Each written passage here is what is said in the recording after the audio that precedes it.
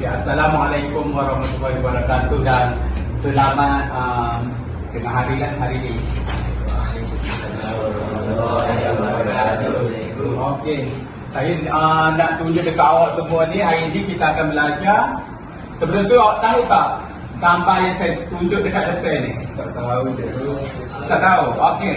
Yang saya tunjukkan ni adalah, awak ada nampak tak? Sekarang ni kita ada pakai tak pakai macam ni? Ada. Awak ada jumpa tak binatang-binatang macam ni? Dan juga awak ada nampak tak ni? Betul-betul yang ada dekat sini? Tak ada. Okey. Hari ini kita akan belajar adalah berkenaan dengan zaman prasejarah. Zaman prasejarah. Jadi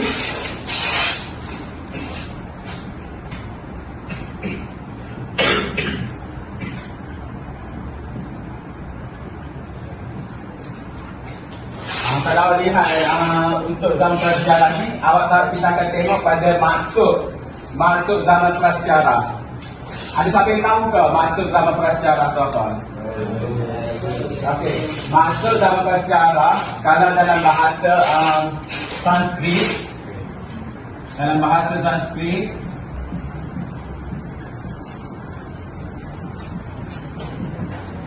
dia dikenali sebagai Nirleka. Untuk ketahui awak, kalau Nir ni dalam bahasa Sanskrit adalah tidak ada.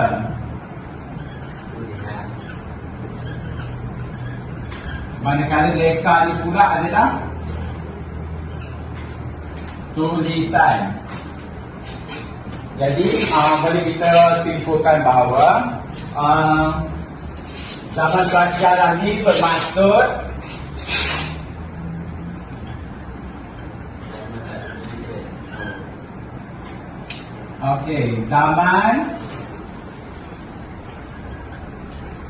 zaman sebelum manusia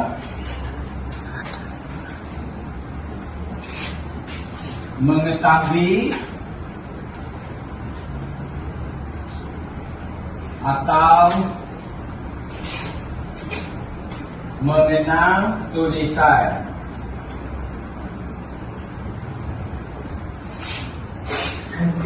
Okey, maknanya zaman prasejarah ni adalah zaman masa tu belum ada lagi tulisan ataupun bahasa.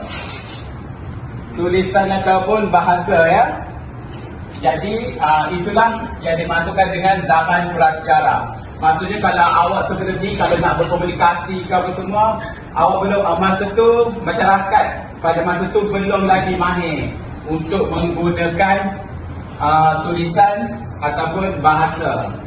Maksudnya dekat sini mereka tak tahu lagi tulisan yang digunakan. Kalau kita orang Melayu, mereka menggunakan bahasa Melayu tulisannya. Okey. Kemudian awak tahu tak zaman prasejarah ni dia terbahagi kepada dua zaman. Kita akan kenali dia sebagai zaman yang dikenali zaman batu, dan satu lagi adalah zaman logam. Okey. Zaman batu dan juga zaman logam. Artinya zaman prasejarah ini terbahagi kepada dua zaman, iaitu zaman batu dan juga zaman logam. Kalau anda tahu kenapa dia dikenali pada zaman batu, ini adalah kerana pada zaman batu ni mereka menggunakan peralatan ataupun cara yang mereka gunakan adalah dengan menggunakan batu.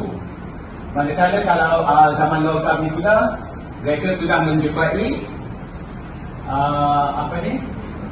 logam ataupun besi yang digunakan untuk tujuan kegunaan seharian mereka lah. Okey, selepas kita kenal zaman batu dan zaman logam ni, kita akan kenali pula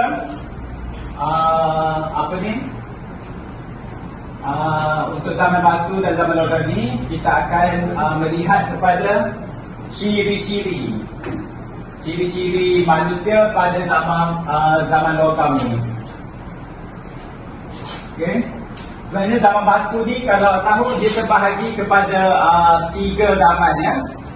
Iaitu 3 tahap yang kita kenali sebagai zaman. Yang pertama Paleolitik.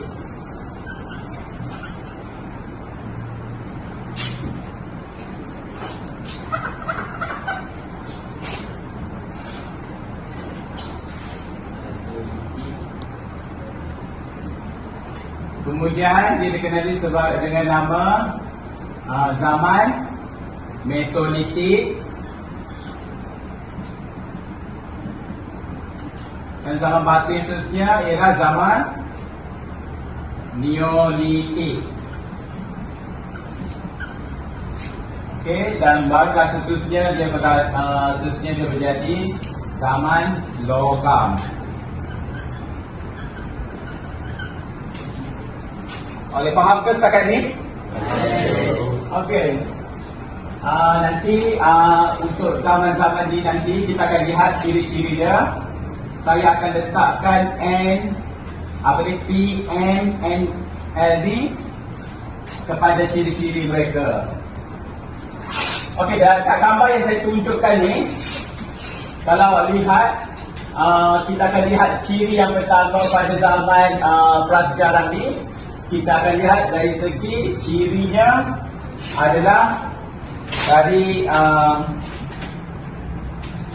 tempat tinggal. Kita akan lihat untuk zaman Paleolitik dari segi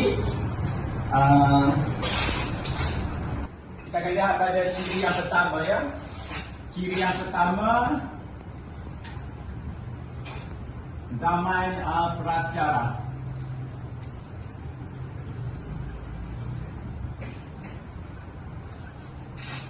Okey, kita akan lihat untuk ciri yang pertama adalah dari segi tempat tinggal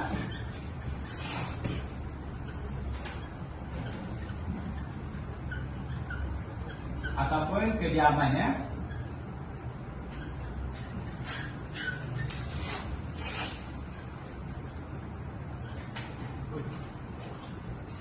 Okey, untuk zaman Paleolitik, tempat tinggal untuk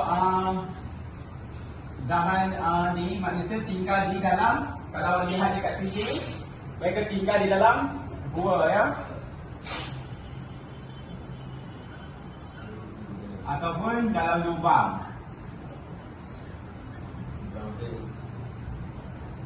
Untuk zaman Mesolitik pula sama juga, mereka tinggal dalam gua dan juga lubang.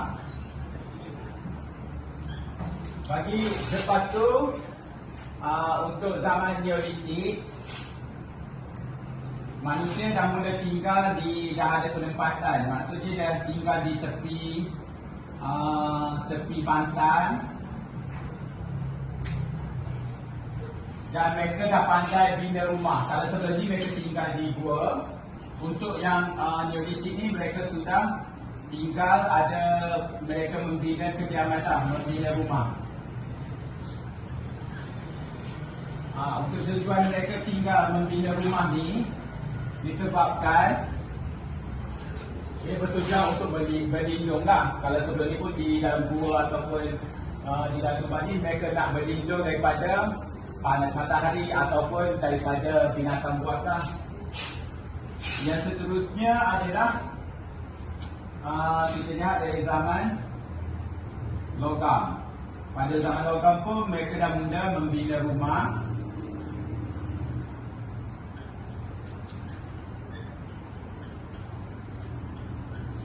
Jadi mereka dah mula membina rumah. Dari segi kepercayaan, orang rasa masyarakat prasejarah semasa zaman dahulu ni dia dah ada percaya ke? Dia dah ada percaya pada agama ke apa semua? Orang rasa dia dah ada ke benda yang macam tu?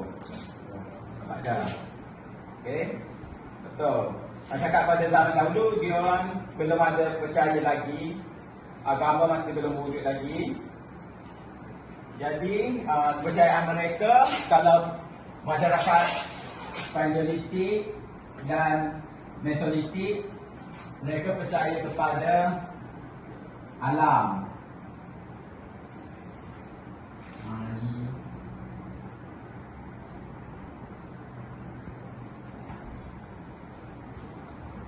Ya, percaya pada alam. Yang seterusnya, untuk masyarakat Neolitik pula, mereka dah percaya kepada kehidupan selepas kematian. Percayaan mereka dah mula tahu kehidupan selepas kematian. Okay. Kemudian untuk masyarakat logam pula, untuk percayaan mereka pula, masa ni mereka dah wujud tempat mereka untuk beribadat. Okay. Mereka dah percaya kepada wujudnya kejadian-kejadian alam lah yang lain. Okay.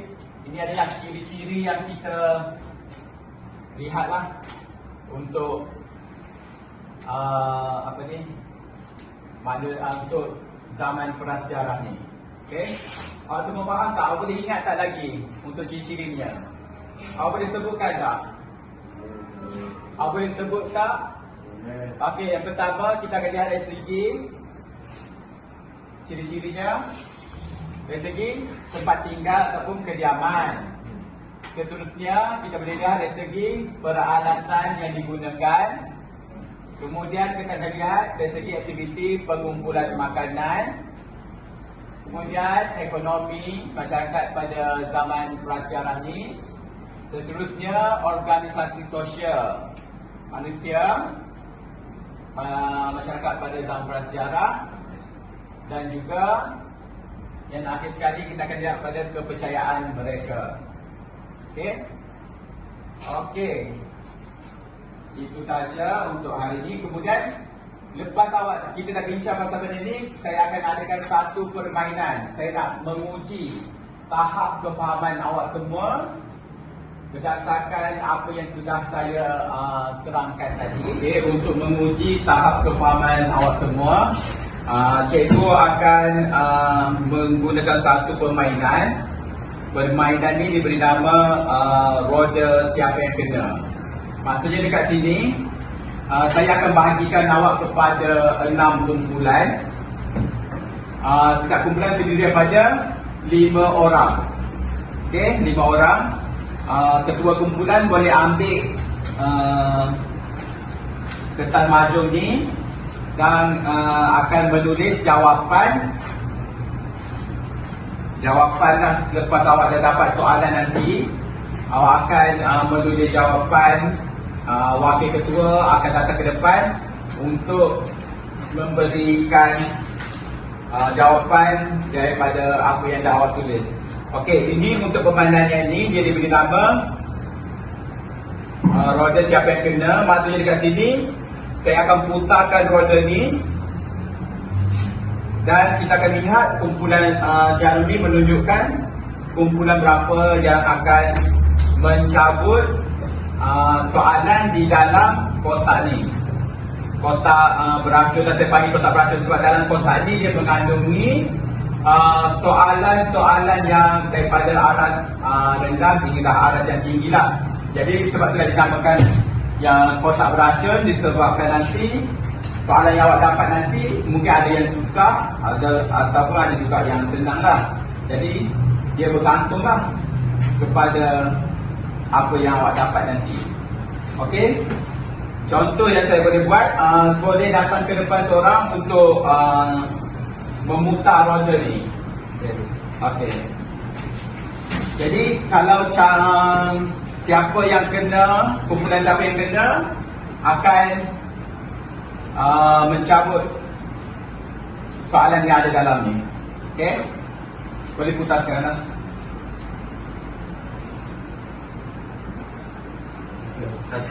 Okey, kumpulan 1, siapa kumpulan 1 boleh datang ke depan dan cabut nombor untuk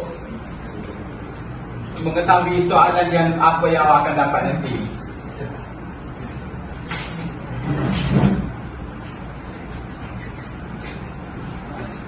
Okay, cikgu akan lihat. Okey, pukul 1 boleh cabutkan ni. Okey. Soalan ni nanti kita akan lihat ya. Okey. Soalan dia adalah, apakah ciri peralatan yang digunakan di aktiviti manusia pada zaman prasejarah? Jadi kumpulan ni akan menulis di dalam peta, akan membuat satu peta jawapan kepada soalan yang mereka akan jawab nantilah. Okay. Saya dapat soalan ciri-ciri kehidupan pada zaman Paleolitik. Yang pertama, penempatan ataupun tempat tinggal, iaitu gua atau lubang. Kedua, peralatan, iaitu batu ataupun tulang. Yang penting peralatan dia untuk kasar lah. Yang ketiga, aktiviti kumpul makanan, iaitu hasil hutan ataupun diburu tangkap ikan. Nombor 4, ekonomi, iaitu ekonomi untuk sara diri. Nombor 5, organisasi sosial di zaman nomad, iaitu kumpulan kecil, iaitu berpindah ganda. Nombor 6, akhir sekali, iaitu kepercayaan yang menggunakan kepercayaan animisme. Itu saja. Okey, terima kasih. Okey, selepas melihat semua pembentangan daripada kawan-kawan awak semua, okey, untuk saya akan akhiri pembelajaran pada hari ini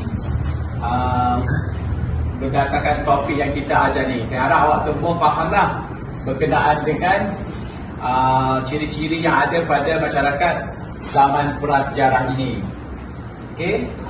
Untuk tapi sebelum tu, untuk menguji kefahaman awak semua terhadap topik pembelajaran kita pada hari ini, saya akan berikan soalan kepada anda untuk awak jawab nanti di rumah dan boleh hantar kepada cikgu pada minggu yang kelas yang akan datang lah. Okey, soalan dia nanti kita akan melihat apakah kepentingan kita memelihara dan memelihara tinggalan zaman masyarakat pada zaman prasejarah. Ya. Nanti soalan nanti saya akan edarkan dan kemudian awak jawab dan hantar kepada cikgu pada hari yang seterusnya. Kemudian kita akan belajar masuk kepada bab yang seterusnya, pada topik yang seterusnya, iaitu topik berkaitan dengan lokasi masyarakat pada zaman prasejarah di dunia dan juga di Asia Tenggara nanti. Itu saja pada hari ini. Sekian, terima kasih.